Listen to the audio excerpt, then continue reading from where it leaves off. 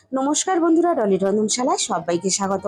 আজকে আমি তোমাদের সাথে শেয়ার করব দারুণ টেস্টি বাঁধাকপির রেসিপি। ঝিঙে পটল খেতে ভালো আর না লাগলে তাহলে বাঁধাকপি এইভাবে রান্না করে দেখতে পারো। বাঁধাকপি এইভাবে রান্না করলে খেতে দারুণ লাগে। আর এই রান্নার জন্য আমি আগে থেকেই বাঁধাকপি কেটে নিয়েছি।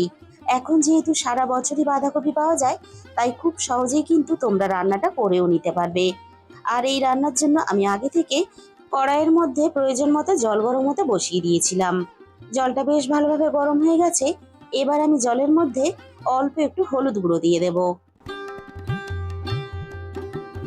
এবার আমি হলুদ আর জল একসাথে বেশ ভালোভাবে নাড়াচাড়া করে মিশিয়ে দিলাম। এবার আমি কেটে রাখা বাঁধাকপি জলের মধ্যে দিয়ে দেব। আমি বাঁধাকপির পরিমাণটা অনেকটাই কেটেছিলাম। আমি 800 গ্রামের মতো বাঁধাকপি কেটে নিয়েছিলাম। সমস্ত কেটে রাখা বাঁধাকপি আমি জলের মধ্যে দিয়ে দিলাম। সিজনের বাঁধাকপি হোক বা অফ সিজনের বাঁধাকপি হোক, এইভাবে যদি একটু বাঁধাকপিটা ভাপিয়ে নিয়ে রান্না করা হয়, তাহলে বাঁধাকপির যে নিজস্ব গন্ধ সেটা চলে যাবে, যেমন তেমনই কিন্তু বাঁধাকপিটা বেশ ভালোভাবে নরম হয়ে যাবে। বাঁধাকপিটা আমি বেশ ভালোভাবে হলুদ জলের মধ্যে মিশিয়ে দিলাম। এবার আমি বাঁধাকপিটা ভালোভাবে নরম হওয়ার জন্য কড়াইতে একটু ঢাকা দিয়ে দেব। মিনিট পাঁচেকের মতো আমি কড়াইটা ঢাকা দিয়েছিলাম। এবার আমি কড়াই থেকে ঢাকাটাকে সরিয়ে নিলাম। বাঁধাকপিটা বেশ ভালোভাবে নরম হয়ে গেছে।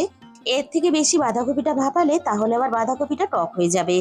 এবার আমি কড়াই থেকে বাঁধাকপিটা নামিয়ে ভালোভাবে জল ঝরিয়ে নেব। কড়াইটা আবারও খুব ভালোভাবে পরিষ্কার করে আমি গ্যাসের মধ্যে বসিয়ে দিয়েছি।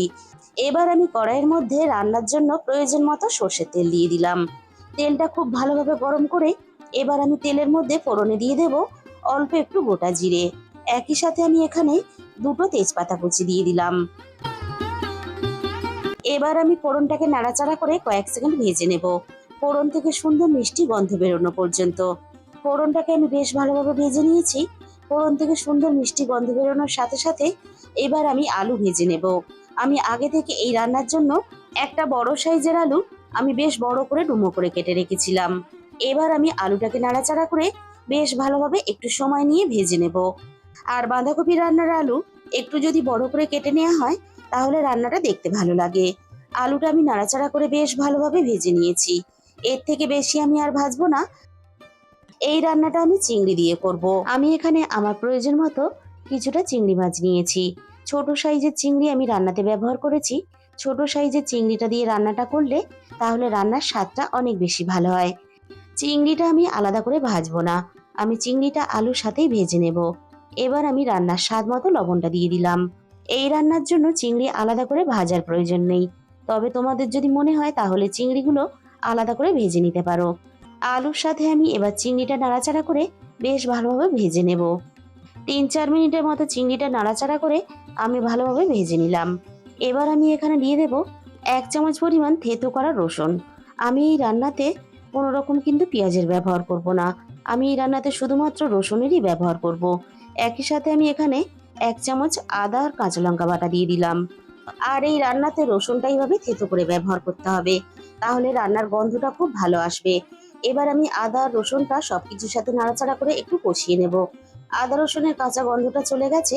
এবার আমি এখানে অল্প একটু জল দিয়ে দিলাম। এবার আমি একে একে রান্নার গুঁড়ো মশলাগুলো দিয়ে দেব। প্রথমে আমি রান্নার প্রয়োজন মতো হলুদ গুঁড়ো দিয়ে দিলাম। হলুদ গুঁড়োর পরিমাণটা এই সময় একটু কম দিতে হবে, কারণ আমরা কিন্তু আগেই বাঁধাকপিটা হলুদ দিয়ে সিদ্ধ করে নিয়েছিলাম। এবার আমি এখানে ঝালের জন্য লঙ্কার গুঁড়ো দিয়ে দিলাম। আর লঙ্কার গুঁড়োর পরিমাণটা অবশ্যই কিন্তু নিজেদের স্বাদ মতো ব্যবহার করবে, তবে এই রান্নাটা একটু ঝাল ঝাল হলে খেতে বেশি ভালো লাগবে। সবশেষে আমি 1 চামচ ধনে গুঁড়ো আর 1/2 চামচ দিয়ে দিলাম জিরে গুঁড়ো। এবার আমি সমস্ত মশলা একসাথে নাড়াচাড়া করে খুব ভালোভাবে কষিয়ে নেব, মশলা থেকে সুন্দরভাবে তেল ছেড়ে আসা পর্যন্ত। 3-4 মিনিটের মতো আমি মশলাটা বেশ ভালোভাবে কষিয়ে নিয়েছি। এবার আমি এখানে ভাপানো বাঁধাকপিটা দিয়ে দিলাম। আর চিংড়ি যদি এভাবে আলুর সাথে ভেজে নিয়ে রান্না করা হয়, তাহলে চিংড়ির যে নিজস্ব গন্ধটা সেটা তেলের সাথে সুন্দরভাবে মিশে যাবে। আর তার জন্য রান্নার গন্ধটা যেমন ভালো আসবে, রান্নার স্বাদটাও ভালো হবে। এবার আমি বাঁধাকপিটা সবকিছুর সাথে নাড়াচাড়া করে বেশ ভালোভাবে একটু সময় নিয়ে কষিয়ে নেব। বাঁধাকপি যত ভালোভাবে কষানো হবে, রান্নার স্বাদ কিন্তু ততই বেশি ভালো হবে। যেহেতু সিজনে বাঁধাকপি না, তাই বাঁধাকপিটা সবকিছুর সাথে ভালোভাবে কষিয়ে নিতে হবে। বাঁধাকপি কষানোর সাথে সাথে আলুটাও প্রায় আমাদের 50%-এর মতো সিদ্ধ হয়ে গেছে। এবার আমি এখানে দিয়ে দিলাম রান্নার স্বাদ মতো চিনি। অল্প একটু চিনি কিন্তু অবশ্যই ব্যবহার করতে হবে, তবেই কিন্তু রান্নার আসল স্বাদটা বজায় থাকবে। আর রান্নাটা মিষ্টি হবে না, কিন্তু রান্নাটা খেতে দারুণ লাগবে। তাই অল্প একটু চিনি কিন্তু অবশ্যই ব্যবহার করতে হবে। চিনিটা আমি নাড়াচাড়া করে বেশ ভালোভাবে মিশিয়ে দিয়েছি। এবার আমি রান্নার প্রয়োজন মতো জল দিয়ে দেব। এবার আমি সবকিছু একসাথে নাড়াচাড়া করে বেশ ভালোভাবে মিশিয়ে দেব। রান্নাটা বেশ ভালোভাবে ফুটে উঠেছে। এবার আমি এখানে অল্প একটু ঘি দিয়ে দেব। অল্প একটু ঘি দিলে তাহলে রান্নার স্বাদ কিন্তু আরো দ্বিগুণ মাত্রায় বেড়ে যাবে। তাই অল্প একটু ঘি কিন্তু অবশ্যই ব্যবহার করবে। ঘিটা আমি বেশ ভালোভাবে মিশিয়ে দিলাম। এবার আমি এখানে কড়াইটা ঢাকা দিয়ে ভালোভাবে সুসিদ্ধ হয়ে রান্নাটা হতে দেব। মিনিট 15-এর মতো আমি রান্নাটা করে নিয়েছি। এবার আমি কড়াই থেকে ঢাকাটাকে সরিয়ে নিলাম। এবার আমি একটু নাড়াচাড়া করে দেখে নেব সবকিছু ভালোভাবে সিদ্ধ হয়েছে কিনা। বাঁধাকপি খুব সুন্দরভাবে সিদ্ধ হয়ে গেছে, সাথে সাথে আলুও বেশ ভালোভাবে সিদ্ধ হয়ে গেছে। বাঁধাকপিটা একটু মাখা মাখা হওয়ার জন্য আমি বেশ কয়েকটা আলু এইভাবে হাতা দিয়ে ভেঙে দেব। আর একই সাথে বাঁধাকপিটাও এইভাবে হাতা দিয়ে একটু ঘেঁটে দেব। তাহলে রান্নাটা বেশ মাখা মাখা হবে। রান্নাটা দেখে বুঝতেই পারছো বেশ অনেকটাই মাখা মাখা হয়েছে। এবার আমি এখানে দিয়ে দেব অল্প একটু গরম মশলার গুঁড়ো।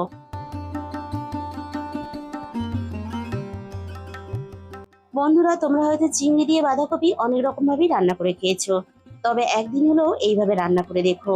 আমাদের রান্নাটা প্রায় হয়ে গেছে। এবার আমি একটা প্লেটের মধ্যে তুলে তোমাদের পরিবেশন করে দেখিয়ে দেব।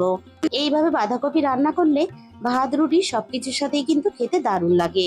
তাহলে বন্ধুরা, আজকের এই রেসিপিটা ভালো লাগলে ভিডিওতে একটা লাইক করে দিও, আর কমেন্টের মাধ্যমে জানিও তোমাদের কেমন লাগলো। আর যে সমস্ত নতুন বন্ধুরা এখনো পর্যন্ত আমার চ্যানেলটা সাবস্ক্রাইব করনি, আমার চ্যানেলটা সাবস্ক্রাইব করে আমার পাশে থাকার অনুরোধ রইল। তার সাথে সাথে পাশে থাকা বেল আইকনটা ক্লিক করে অল করে দিও। তাহলে আমি যখনই কোনো নতুন রেসিপি আপলোড করব, সবার আগে তোমার কাছে পৌঁছে যাবে। আর তোমাদের মূল্যবান সময় দিয়ে আমার এই রেসিপিটা এতক্ষণ সময় দেখার জন্য তোমাদের সবাইকে অসংখ্য ধন্যবাদ।